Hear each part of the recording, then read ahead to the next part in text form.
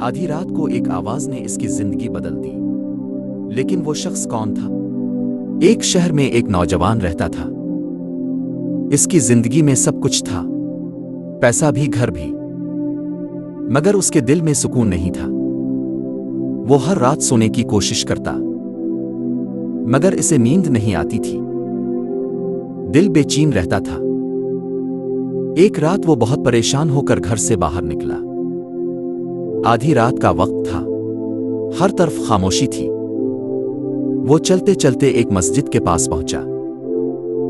مسجد کے اندر سے کسی کے رونے کی آواز آ رہی تھی۔ نوجوان حیران ہوا۔ وہ آہستہ سے اندر گیا۔ اس نے دیکھا ایک بوڑھا آدمی سجدے میں رو رہا تھا اور کہہ رہا تھا، اللہ، میرے پاس کچھ نہیں، بس تاو ہی میرا سہارا ہے۔ نوجوان رک گیا۔ وہ خاموشی سے اس کی دعا سنتا رہا۔ بوڑھا آدمی بار بار یہی کہہ رہا تھا، اللہ، مجھے اپنا بنا لے۔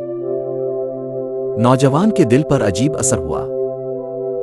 وہ سوچنے لگا، میرے پاس سب کچھ ہے، پھر بھی میں بے چین ہوں، اور اس کے پاس کچھ نہیں، پھر بھی یہ اللہ کے قریب ہے۔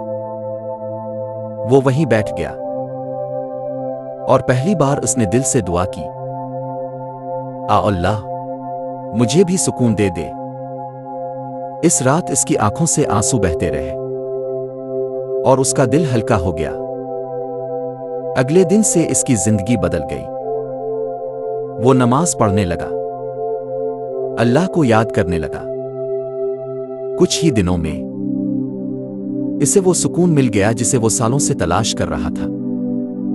ایک دن وہ دوبارہ اسی مسجد گیا، مگر وہ بوڑھا آدمی وہاں نہیں تھا۔